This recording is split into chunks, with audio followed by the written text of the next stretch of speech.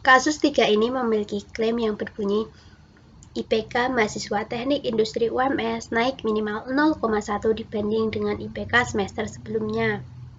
Pada kasus 3 ini termasuk jenis sampel berpasangan, karena satu objek memiliki dua perlakuan, yaitu objeknya IPK mahasiswa Teknik Industri dan perlakuannya yaitu IPK semester sebelum dan IPK semester sesudah. Sebelum kita mulai, kita akan merumuskan klaim ini ke dalam bentuk formulasi matematis, yaitu mu D lebih dari sama dengan 0,1. Di sini kita memakai lebih dari sama dengan 0,1 karena di sini ada tulisan minimal 0,1. Jadi 0,1 termasuk ke dalam klaim. Dalam kasus 3 ini kita akan mengambil sampel sebanyak 45 data. Untuk sampel yang kita ambil, kita peroleh dari data praktikum modul 3 pada data ketiga, yaitu dengan jumlah data sebanyak 600 data. Bisa dilihat di sini bahwa data 3 hanya terdiri 600 data. Selanjutnya, kita akan mengambil sampel secara acak, yaitu sama dengan range between.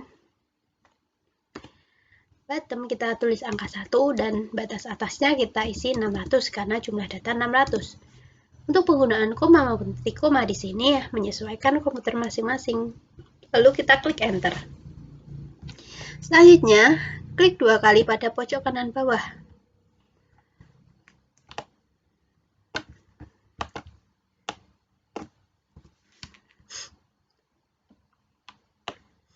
Selanjutnya kita copy paste value sampel.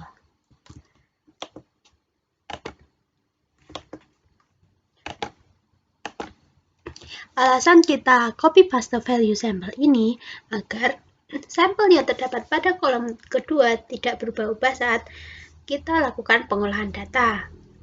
Selanjutnya kita akan mencari IPK sebelum dengan rumus sama dengan VLOOKUP data sampel yang akan kita ambil, lalu titik koma, kita menuju data praktikum modul 3, kita klik, mulai dari sini yaitu Ctrl Shift kanan dan juga Ctrl Shift panah ke bawah. Lalu kita kunci dengan F4 atau F4 saja. Selanjutnya kita klik titik koma, lalu kita lihat IPK semester sebelum terdapat pada kolom berapa. Ternyata IPK semester sebelum terdapat pada kolom kelima, jadi tuliskan angka 5 di sini, tutup kurung lalu enter. Selanjutnya kita akan mencari IPK sesudah pada sampel ke-74. Rumusnya sama dengan mencari IPK sebelum, jadi kita hanya perlu mengkopikan rumus ke dalam IPK sesudah. Selanjutnya kita akan mengganti angka 5 di sini, karena tadi IPK semester sebelum terdapat pada kolom 5, kita akan mencari IPK semester sesudah terdapat pada kolom berapa. Ternyata IPK semester sesudah terdapat pada kolom ke-6. Jadi kita akan mengganti angka 5 di sini menjadi angka 6. Lalu klik enter. Selanjutnya, kita akan drag ke bawah dengan klik 2 kali pada pojok kanan bawah. Begitu pula dengan IPK sesudah. Selanjutnya, kita akan mencari nilai D dengan rumus sama dengan IPK sesudah dikurangi IPK sebelum. Lalu klik enter. Selanjutnya kita drag ke bawah. Setelah kita mengetahui nilai D, nilai IPK semester sebelum dan IPK sesudah, kita akan mencari rata-rata dan juga standar deviasi dari nilai D. Untuk rumus rata-ratanya yaitu sama dengan average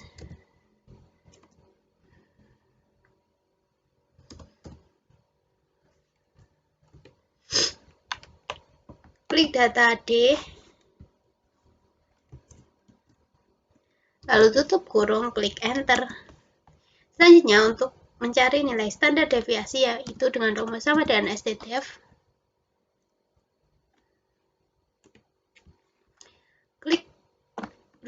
klik data D, lalu tutup kurung, lalu klik enter.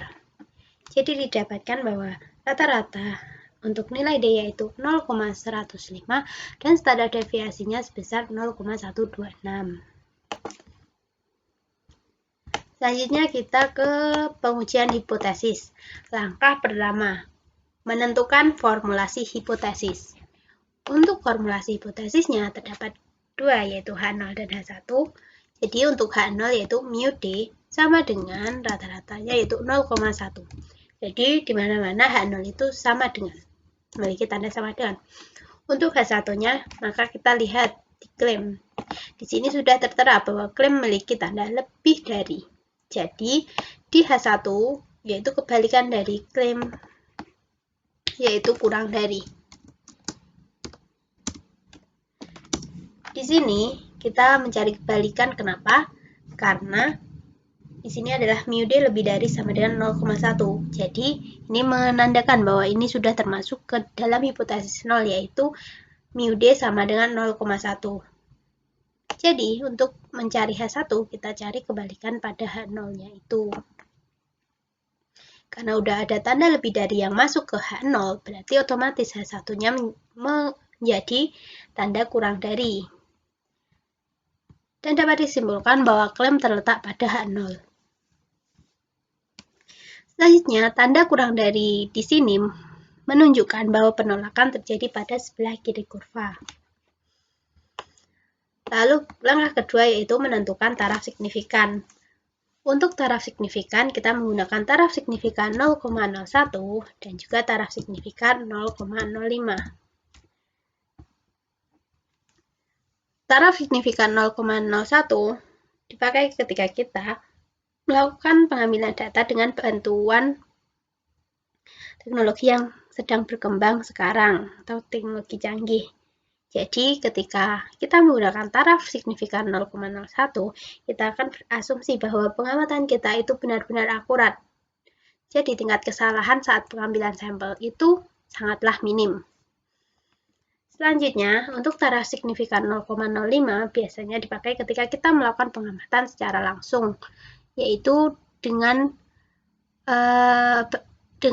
manusia tetapi tidak memiliki bantuan apapun. Jadi manusia melakukan pengamatan secara langsung atau observ di lapangan tanpa memiliki bantuan.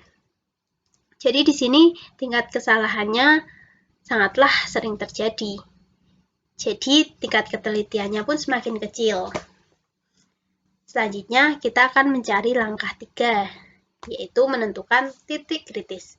Untuk titik kritisnya terdapat dua titik kritis, yaitu titik kritis ketika taraf signifikan 0,01 dan titik kritis ketika taraf signifikan 0,05. Untuk rumus titik kritis sendiri yaitu sama dengan NOMS-INS klik 0,01 lalu enter. Di sini kita menggunakan rumus NOMS-INS karena kita akan merubah suatu probabilitas menjadi sebuah nilai. Untuk rumus NOMS-INS di sini tidak perlu kita tambahi dengan APS karena kita tidak mengabsolutkan sebuah nilai. Jadi kita tidak perlu mengubah nilai negatif tersebut menjadi nilai positif karena penolakan terjadi sebelah kiri. Selanjutnya kita akan mencari titik kritis pada taraf signifikan 0,05 dengan mendrag ke kanan saja pada titik kritis yang telah kita cari sebelumnya. Jadi disimpulkan untuk titik kritis pada taraf signifikan 0,01 sebesar negatif 2,326 dan titik kritis pada taraf signifikan 0,05 adalah negatif 1,64. Langkah keempat, menentukan uji statistik. Kita menentukan uji statistik dengan mencari nilai z-hitung dan juga p-value. Z-hitung sendiri dicari dengan rata-rata dikurangi dengan rata-rata pada klaim dibagi standar deviasi per akar N. Kita melakukan uji Z karena data yang kita peroleh atau data yang kita ambil itu lebih dari 30. Jadi sampel yang kita ambil tadi adalah 45, jadi nilai 45 ini sudah termasuk ke dalam uji Z karena lebih dari 35. Karena telah lebih 30, mohon maaf. Selanjutnya kita mencari Z-hitung, yaitu sama dengan rata-rata dikurangi rata-rata pada klaim, yaitu 0,1 tutup kurung dibagi standar deviasi per akar N. N adalah jumlah data. Di sini akar bisa dituliskan menjadi SQRT, terus kita klik N, tutup kurung, lalu enter. Selanjutnya kita akan mencari p-value. Karena ini penolakan terjadi sebelah kiri, maka rumus dari p-value sendiri adalah nomstis. Lalu klik set hitung, tutup kurung, enter.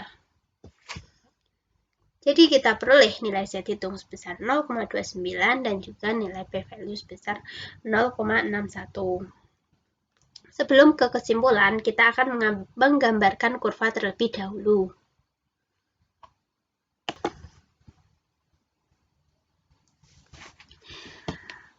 Kurva bisa digambarkan seperti ini. Jadi, tanda kurang dari menunjukkan bahwa daerah penolakan sebelah kiri.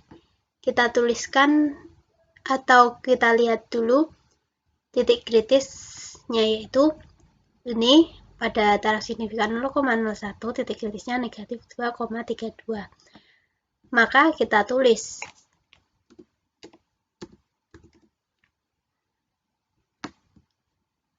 Z kritisnya.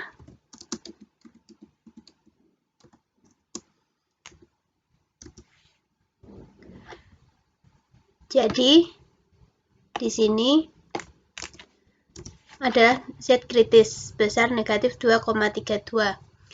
Karena penolakan sebelah kiri, jadi nilai yang berada pada sisi kiri Z kritis adalah daerah penolakan, sedangkan nilai yang berada pada sebelah kanan Z kritis termasuk daerah penerimaan. Selanjutnya, kita lihat nilai Z hitungnya. Di sini sudah tertera bahwa nilai Z hitungnya sebesar 0,29. Jadi kira-kira letak dari Z hitungnya di sini.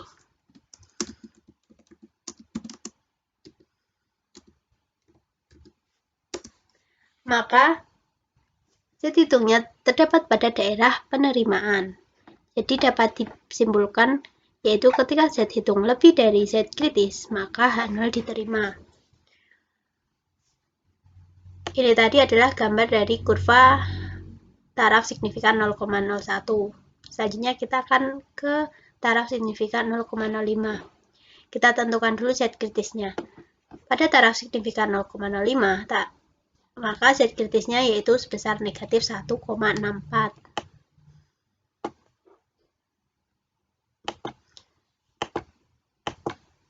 Maka kita tulis Z kritis negatif 1,64.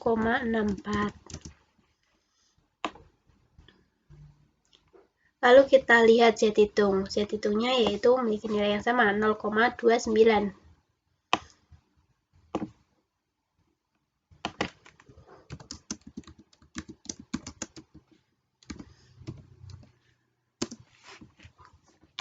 Jadi, untuk nilai yang terletak pada kiri Z kritis termasuk daerah penolakan, dan nilai yang terletak pada sebelah kanan Z kritis adalah daerah penerimaan. Jadi, ketika Z hitung lebih dari Z kritis, maka H0 diterima.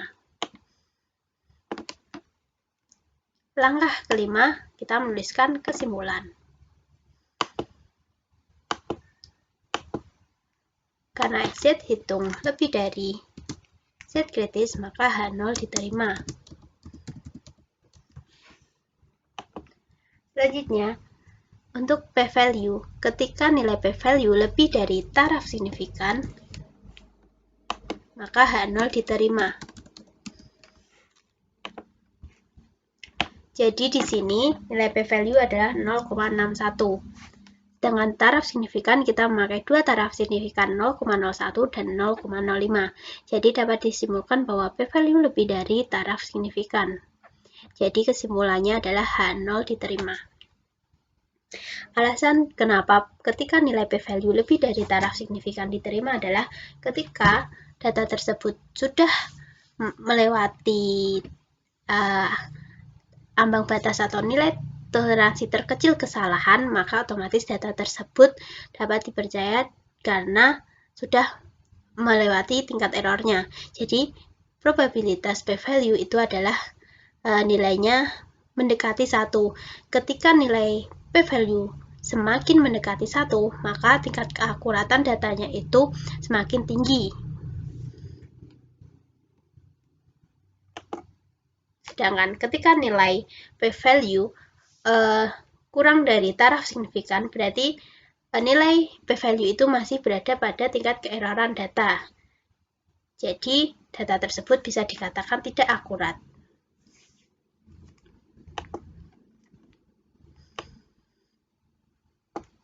Karena kesimpulan terjadinya ini adalah H0 diterima, maka kita lihat bahwa bahwa klaim terdapat pada H0. Jadi,